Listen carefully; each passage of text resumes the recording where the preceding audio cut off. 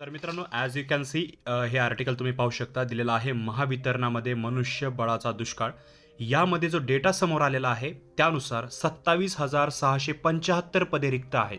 यामध्ये तांत्रिक संवर्गाची 18,506 पदे, यंत्रचालक संवर्ग 5,621 पदे, अभियंता संवर्ग 633 आणि लेखा विभागासह अन्य कर्मचाऱ्याची 2,915 पदे अशी टोटल 27,675 पदे रिक्त आहेत.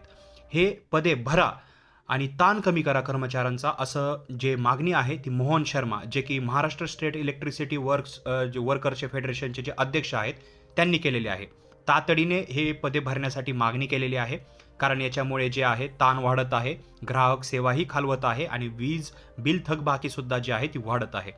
जर ही मागणी मान्य झाली मोस्ट प्रोबॅबली होऊ शकते, तर भविष्यामध्ये आपल्याला ही पदभरती पाहायला भेटू शकते.